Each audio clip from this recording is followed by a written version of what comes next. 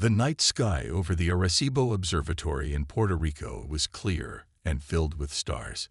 Inside the control room, Dr. Maria Rodriguez yawned as she stared at the computer screens.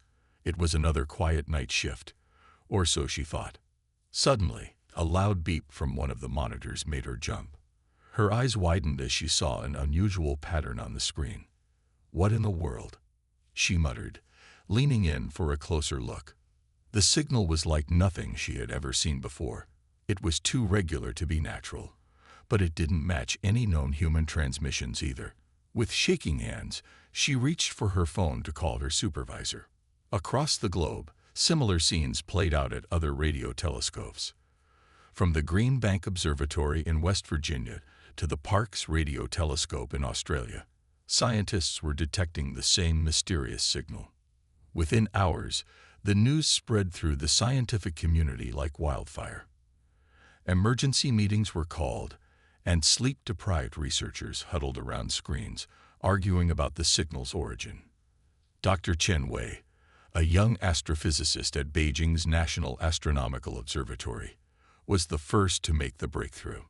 "It's not coming from a star or a planet," she announced to her colleagues, her voice trembling with excitement. "The signal is moving. I think it's a fleet of ships." Her words sent shockwaves through the scientific world. If she was right, this wasn't just first contact with alien life. It was a whole armada of alien ships. As the news leaked to the public, reactions varied wildly. Some people panicked, clearing out supermarkets and hiding in their homes. Others celebrated in the streets, holding up signs welcoming their new alien overlords. Most people simply went about their day in a daze, trying to process the earth-shattering news. World leaders scrambled to respond. Emergency sessions of the United Nations were called, and heated debates broke out about how to handle the situation. "We must prepare our defenses," some argued. "What if they're hostile?" "No, we should welcome them with open arms," others countered. This could be the greatest opportunity in human history.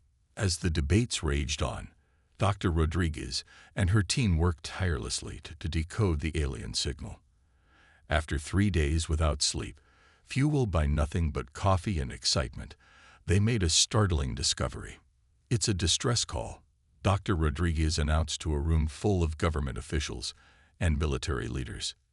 "They're not invading. They're asking for help." The room erupted in murmurs of disbelief and confusion. An alien fleet, advanced enough to cross the stars, needed humanity's help. It seemed impossible. But as Dr. Rodriguez explained her findings, the truth became clear. The alien fleet's propulsion system had failed. They were stranded in space, drifting helplessly towards our solar system. "They've been traveling for centuries," she explained. "Their supplies are running low. If we don't help them, they'll die out there in the cold of space." The revelation changed everything. Overnight, the mission shifted from potential defense to a rescue operation. It was a challenge unlike anything humanity had ever faced before. President Sarah Chen of the newly formed United Earth Council addressed the world, her face serious but her eyes shining with determination. "People of Earth," she began, "we stand at a crossroads in human history. An alien civilization has reached out to us in their hour of need. They have traveled unimaginable distances, only to find themselves stranded on our cosmic doorstep." She paused, letting her words sink in. "This is our chance to show the true spirit of humanity. We have the opportunity to extend a helping hand across the stars, to prove that kindness and compassion are not limited by the bounds of our planet. It will not be easy," she continued. "The challenges ahead are immense, but I believe that if we work together, pooling our knowledge, our resources, and our determination, we can achieve the impossible." As President Chen's speech concluded, a sense of purpose swept across the globe. Humanity had been given a mission, a chance to prove itself on the galactic stage. In labs and universities around the world, scientists and engineers began working around the clock. Space agencies from different countries, once rivals, now collaborated closely. A new era of human unity and cooperation was dawning. And somewhere out there in the dark between the stars, an alien fleet drifted, waiting and hoping for the help that was now racing towards them. The world held its breath as humanity prepared for its first face-to-face meeting with alien life. After weeks of frantic preparation, Earth's most advanced spacecraft, the UES Hope, was ready for launch. Captain Zara Patel stood on the bridge of the Hope, her heart racing with excitement and nerves. She looked around at her crew, a mix of the best pilots, scientists, and diplomats Earth had to offer. "All systems go," reported Chief Engineer Aiden Chen, his fingers dancing over the controls. Captain Patel nodded. "Let's make history," she said, her voice steady despite the butterflies in her stomach. The countdown began. 10, 9, 8. The crew strapped themselves in. 7, 6, 5. Engines roared to life. 4, 3, 2. The ship shuddered. 1. With a deafening roar, the UES Hope lifted off, pushing against Earth's gravity. The crew felt the immense pressure as the ship accelerated, climbing higher and higher until the blue sky faded to the inky blackness of space. As Earth shrank behind them, the reality of their mission sank in. They were heading towards an unknown alien species. No one knew what to expect. Dr. Yuki Tanaka, the ship's xenobiologist, spent hours poring over the alien transmissions. "Their language is complex," she told Captain Patel. "But I think I'm starting to understand some basic concepts." Days passed as the Hope journeyed deeper into space. The crew trained, prepared, and wondered about the aliens they would soon meet. Finally, after what felt like an eternity, a flicker of light appeared on their sensors. "Captain," called out Lieutenant Maria Rodriguez, her voice tense with excitement. "I think we found them." As they drew closer, the crew gasped in awe. The alien fleet was unlike anything they had ever seen. Massive ships, shaped like elegant silver leaves, drifted silently in space. Despite their obvious advanced technology, the ships looked lifeless and dark. "They're conserving power," muttered Engineer Chen. "Their situation must be dire." Captain Patel took a deep breath. "Open a channel," she ordered. For a moment, there was only static. Then, a sound unlike anything they had ever heard filled the bridge. It was melodic yet alien, beautiful yet unsettling. Dr. Tanaka's fingers flew over her console as she fed the alien words into her translation program. Slowly, haltingly, words began to form on the screen. "Greetings, Earth beings," the translation read. "We, gratitude for your coming." Captain Patel cleared her throat. "We come in peace," she said clearly. "We're here to help." There was a pause, then more of the alien language. Dr. Tanaka's program worked furiously to keep up. "Our deepest thanks," came the reply. "We are Zalfar. Our journey, long. Our power fails. Help needed." Over the next few hours, the humans and the Zalfar exchanged information. The aliens explained that they were explorers searching for new life across the galaxy. But their journey had lasted far longer than expected, and now their ships were failing. As Captain Patel listened to their story, she felt a mix of awe and sympathy. These beings had traveled unimaginable distances, only to find themselves stranded and alone. "We'll do everything we can to help you," she promised. The Zalfar's response was filled with gratitude, but also urgency. Their life support systems were failing. They needed help, and they needed it soon. Captain Patel turned to her crew. "All right, people, this is what we came for. Let's show these aliens what humanity can do." The next few days were a whirlwind of activity. The Hope's crew worked tirelessly, using their advanced tools to study the alien technology. They sent data back to Earth, where thousands of scientists and engineers worked around the clock to understand the Zalfar systems. It wasn't easy. The alien technology was far beyond anything humans had ever encountered. But slowly, piece by piece, they began to understand. "It's incredible," breathed Dr. Tanaka, as she examined a piece of alien tech. Their science, their culture. We could learn so much from them. But time was running out. The Zalfar's ships were failing faster than expected. Earth's scientists were making progress, but would it be enough? As Captain Pottle looked out at the silent alien fleet, she knew that the real challenge was just beginning. The fate of an entire alien civilization rested in humanity's hands. Could they rise to the occasion? Only time would tell. As the UES Hope orbited the massive Zalfar fleet, Earth's greatest minds worked tirelessly to unravel the mystery of the alien technology. But with each passing day, the situation grew more desperate. Their main power core is failing, Engineer Chen reported, his face grim.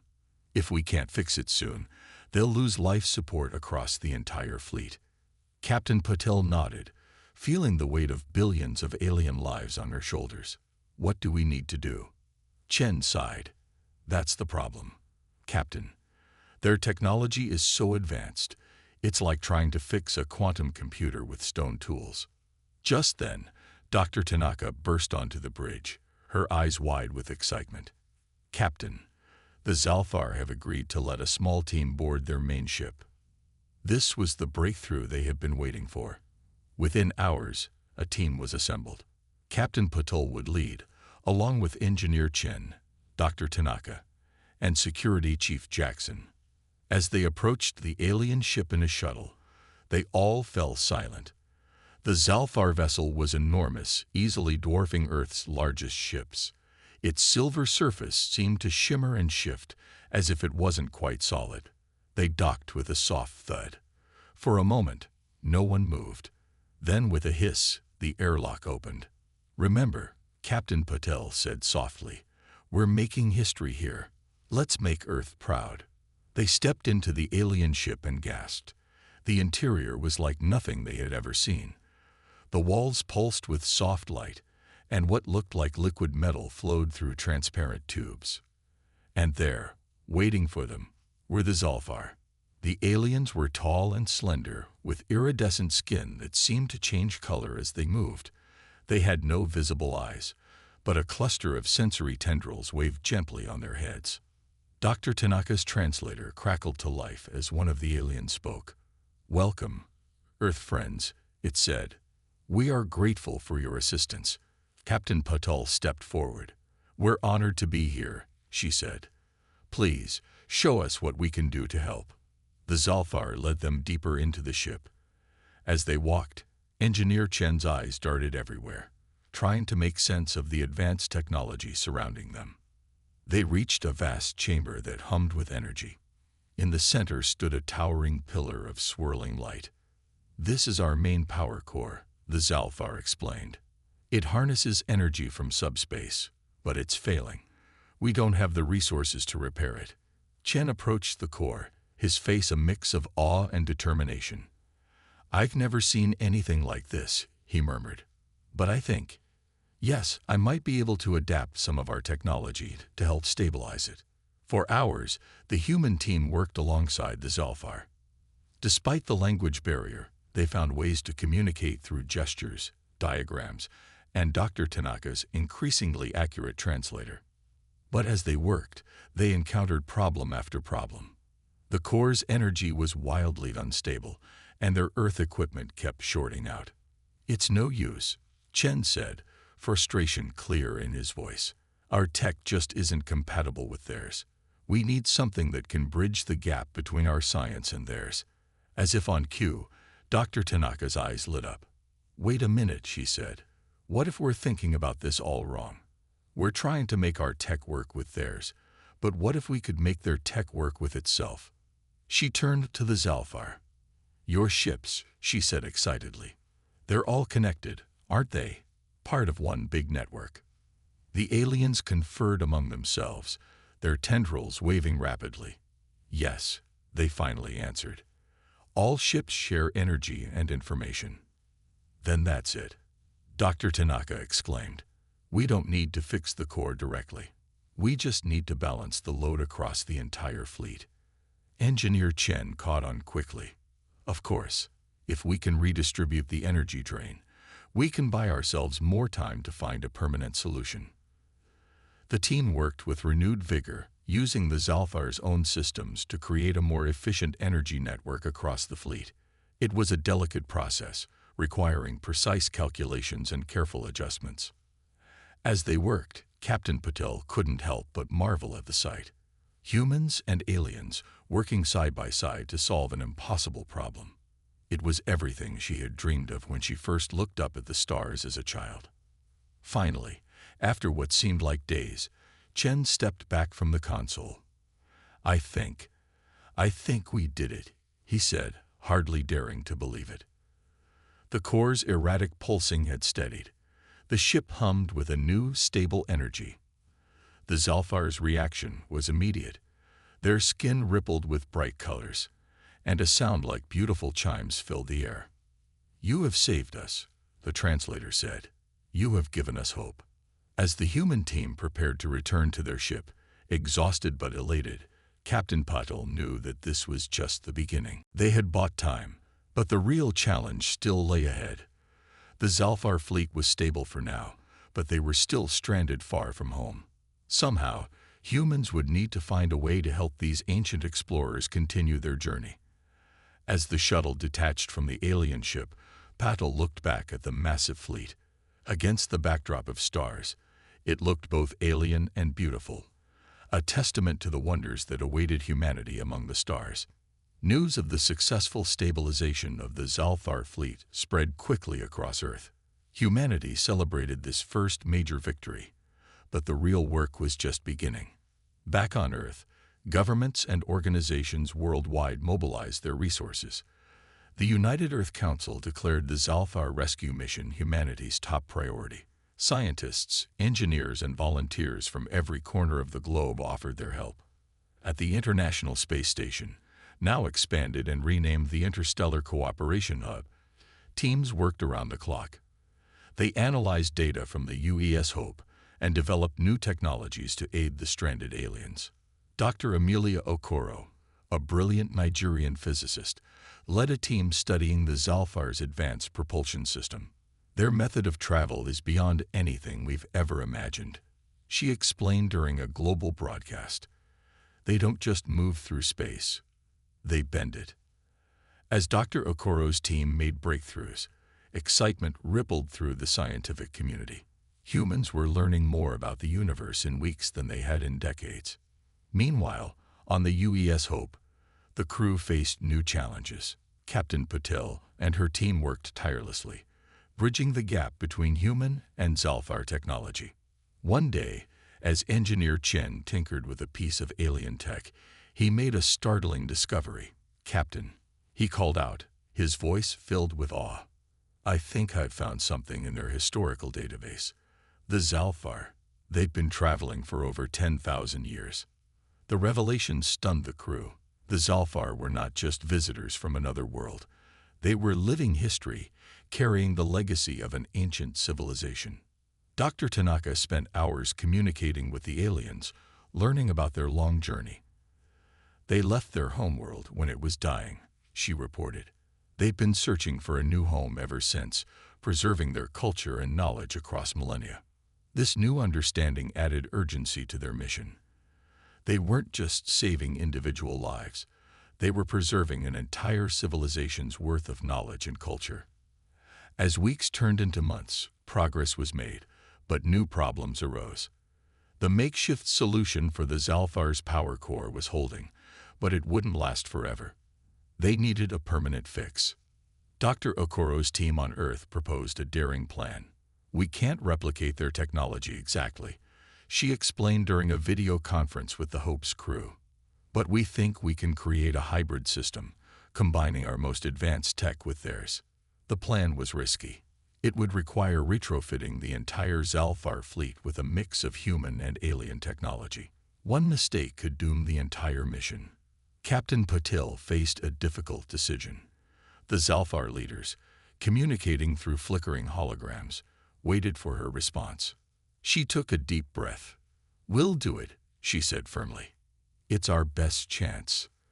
The next few weeks were a flurry of activity. Shuttles zipped back and forth between Earth and the Zalfar fleet, carrying equipment and personnel.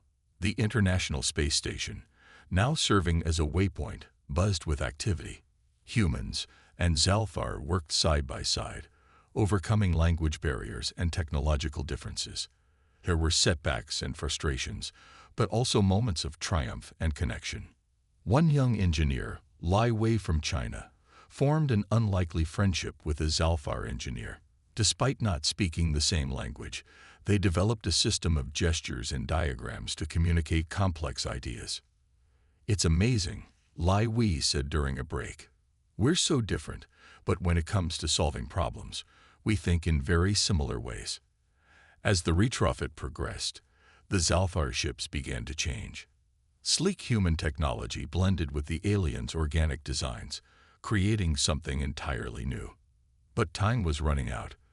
The power core's stability was fluctuating more frequently. They needed to complete the retrofit before it failed completely. Captain Patel stood on the Bridge of the Hope, watching the bustling activity around the Zalfar fleet. Earth shone like a blue jewel in the distance. "Status report," she called out. "Retrofit is 75% complete," replied Lieutenant Rodriguez. "But the core's stability is down to 62% and falling." Patel nodded grimly. "We're in a race against time," she murmured. Just then, an alarm blared. Red lights flashed across the bridge. "Captain," shouted Engineer Chen, "we've got a problem. The core, it's destabilizing faster than we predicted. At this rate, it'll collapse in less than 48 hours. Captain Patel's mind raced. They were so close, but not close enough. As she looked out at the Zalfar fleet, a realization hit her. They needed to think bigger. She turned to her crew, determination blazing in her eyes. "Contact Earth," she ordered. "I have a plan. It's risky, but it might be our only chance to save the Zalfar." As her crew scrambled to action, Patel gazed out at the stars. Whatever happened next would change the course of human history forever. Captain Patel's voice rang out clear and determined as she explained her plan to the United Earth Council and the Zalfar leaders. The holographic faces around her looked both awed and worried. "We don't have time to finish the retrofit," Patel said. "But what if we could boost the power of the cores we've already fixed?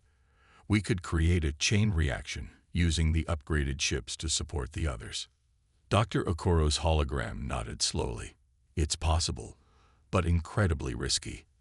We'd be pushing our technology to its limits." "And beyond," added Engineer Chen. "We'd need to channel more power than we've ever handled before." The Zalfar leader, a tall being with shimmering tendrils, spoke next. The translator conveyed their words. "The risk to your people would be great. We cannot ask this of you." Patel stood straighter. "With all due respect, you're not asking. We're offering. This is bigger than just your people or ours. This is about proving that different species can work together, that the galaxy can be a place of cooperation, not conflict." There was a moment of silence. Then, one by one, the holograms nodded in agreement. "Very well," said the President of the United Earth Council. "You have our support, Captain. Good luck." The next 24 hours were a whirlwind of activity. Every available ship was called in to help. The plan was complex. They would create a network of energy relays, connecting the retrofitted Zalfar ships to the ones still running on old tech. On Earth, power plants went into overdrive, channeling energy to massive space-based transmitters. The International Space Station became a hub of frantic activity, coordinating the efforts of thousands of people. Aboard the UES Hope, Captain Patel watched as her crew worked tirelessly. Engineer Chen hadn't slept in days, his eyes red but determined as he fine-tuned the relay system. Dr. Tanaka worked alongside the Zalfar, teaching them how to operate the new hybrid technology. Despite the language barrier, a sense of unity and purpose filled the air. As the deadline approached, tension mounted. The Zalfar core's stability had dropped to critical levels. They would only get one chance at this. "All ships in position," reported Lieutenant Rodriguez. Patel took a deep breath. "Begin power-up sequence." Across the fleet, engines hummed to life. Energy began to flow through the newly created network. On the main viewer, Patil could see the power levels rising. 20%, 40%, 60%. Chen called out, his voice tense. Suddenly, alarms blared. "Power surge in Sector 7, shouted Rodriguez. Patil gripped her chair. "Reroute power through the secondary relays." Chen's fingers flew over his console. For a heart-stopping moment, it seemed like the entire network would collapse. Then, miraculously, the readings stabilized. 80%, 90%. "We're at full power," Chen exclaimed. A cheer went up across the bridge, but their celebration was short-lived. "Captain," called Dr. Tanaka, her voice urgent. "The Zalfar ships in the outer ring. Their systems are overloading. They can't handle the power influx." Patel's mind raced. They were so close. They couldn't fail now. Then an idea struck her, a crazy, dangerous idea. "The Hope," she said. "We can use our ship as a buffer, channel the excess power through our systems." Chen looked at her in shock. "Captain, that could fry every system we have. We might not make it back." Patil met his gaze steadily. "Better us than them. Do it." As Chen redirected the power flow, the Hope shuddered. Sparks flew from consoles, and the lights flickered. Patil felt the ship groan under the strain. But slowly, surely, the readings on the Zalfar ships began to stabilize. Minutes ticked by like hours. The crew of the Hope held their breath, watching as their own ship took the brunt of the power overload. Finally, Chen looked up, his face a mix of exhaustion and triumph. "It's done. The Zalfar fleet, their power cores are stable. They're going to make it." A wave of relief washed over the bridge. Outside, the Zalfar fleet glowed with renewed energy, their ships pulsing with a soft, steady light. But the celebration was cut short as more alarms blared. "Captain," Rodriguez called out, her voice tight with worry. "Our engines are fried. Life support is failing. We're dead in the water." As the lights on the Hope flickered and died, Patil looked out at the saved Zalfar fleet. They had succeeded in their mission, but at what cost? In the darkness of the failing ship, Patil squared her shoulders. Their journey wasn't over yet. Somehow, they would find a way home. After all, they had just proven that in space, no one was truly alone. Darkness enveloped the UES Hope. The only light came from the emergency backup systems, casting an eerie red glow across the bridge. Captain Patel's voice cut through the tense silence. "Status report," she demanded, her calm tone belying the gravity of their situation. Engineer Chen's voice crackled over the comm system. "Main power is completely down. Life support is running on emergency backup, but it won't last more than a few hours. Our communication systems are barely functional." Patil closed her eyes for a moment, processing the information. When she opened them, determination blazed in her gaze. "All right, people. We've come too far to give up now. I need options." As the crew scrambled to find solutions, an unexpected message came through their weakened communication system. It was from the Zalfar. Dr. Tanaka's eyes widened as she translated. "Captain, the Zalfar. They're offering to help us." On the main viewer, a holographic image flickered to life. The Zalfar leader's tendrils waved gently as they spoke, their words translated by Dr. Tanaka. "Brave humans," the alien said, "you have sacrificed much to save us. Now let us repay your kindness." Before anyone could respond, the Hope shuddered. Through the viewports, they saw several Zalfar ships surrounding them, enveloping the Hope in a soft, pulsing light. "They're towing us," Lieutenant Rodriguez said in awe, checking her instruments. "They've created some kind of energy field around our ship." As the Zalfar ships gently pulled the Hope towards their fleet, Engineer Chen's voice came over the comm again, this time filled with excitement. "Captain, you're not going to believe this. Our systems, they're coming back online." Patil watched in amazement as consoles lit up across the bridge. The main lights flickered and then steadied, vanishing the red emergency glow. "It's the Zalfar energy field," Chen explained. "Somehow, it's compatible with our systems. It's not just towing us, it's powering us." As the Hope was carefully maneuvered into the heart of the alien fleet, Paddle saw something that took her breath away. The Zalfar ships were arranging themselves in a new formation, creating a protective sphere around the human vessel. Dr. Tanaka worked furiously at her console, communicating with the aliens. "Captain," she said, her voice filled with wonder, "they're not just helping us. They want to come with us. To Earth." The implications of this statement hung in the air. The crew exchanged glances, realizing that this rescue mission had just become something much bigger. Patel straightened her uniform and addressed her crew. "All right, everyone. Looks like our mission just got extended. We're not just bringing ourselves home. We're bringing our new allies with us." Over the next few hours, the Hope's systems were fully restored thanks to the Zalfar's energy field. The crew worked alongside their alien counterparts, integrating their technologies in ways they had never imagined possible. Engineer Chen couldn't contain his excitement as he worked. "Captain, the things we're learning. It's incredible. Their energy manipulation techniques, their understanding of subspace. It's revolutionizing everything we thought we knew about physics." Dr. Tanaka was equally thrilled. "And their culture, their history. They've been recording their journey for millennia. The knowledge they're willing to share with us, it's beyond priceless." As they prepared for the journey back to Earth, Patel couldn't help but feel a sense of awe.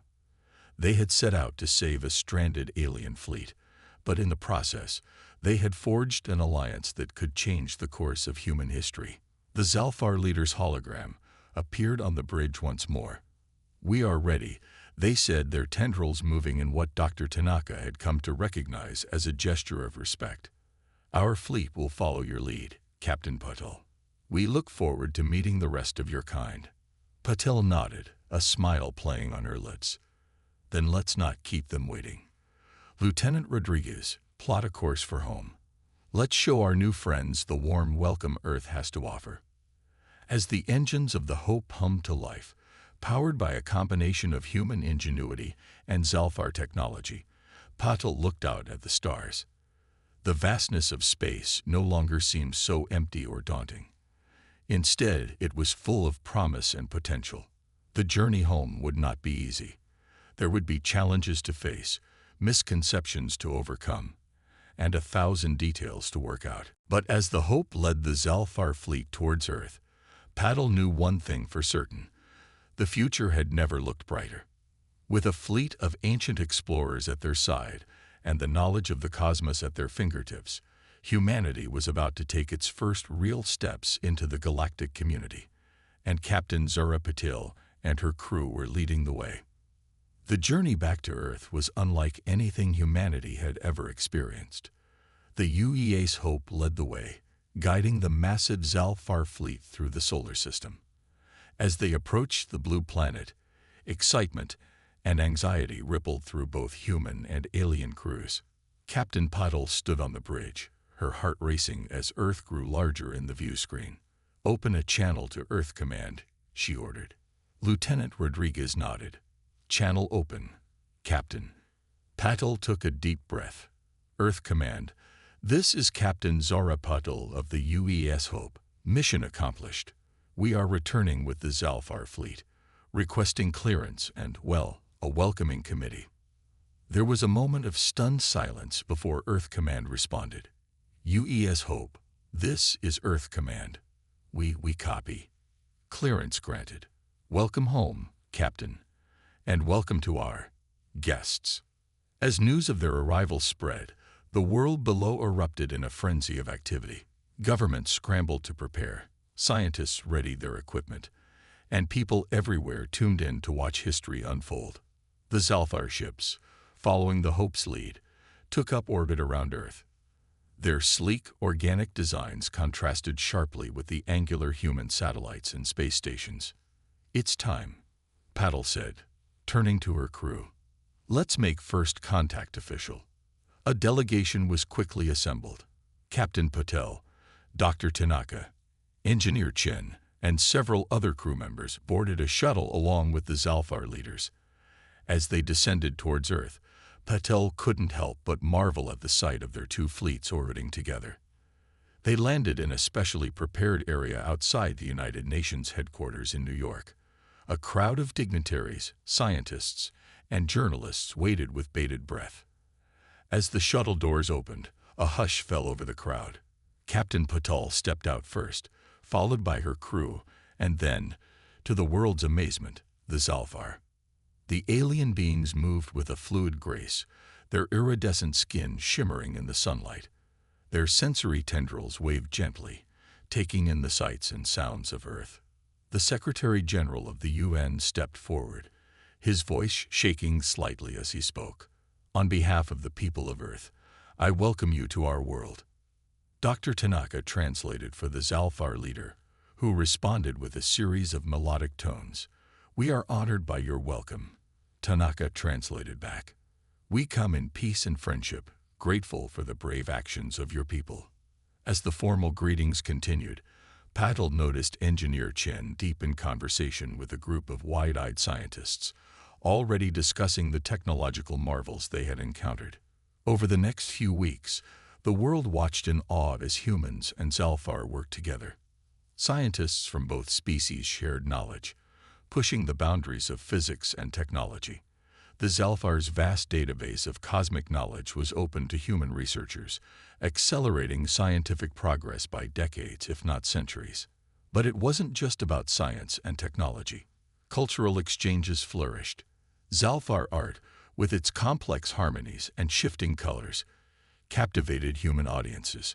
In return, the aliens found themselves drawn to human music and literature, fascinated by the diversity of Earth's cultures. There were challenges, of course. Some people feared the changes that were coming. Others worried about the impact on Earth's resources. But for every voice of concern, there were many more raised in excitement and hope. 1 month after the Zalfar's arrival, Captain Patel found herself standing on a stage next to the Zalfar leader, addressing the United Nations.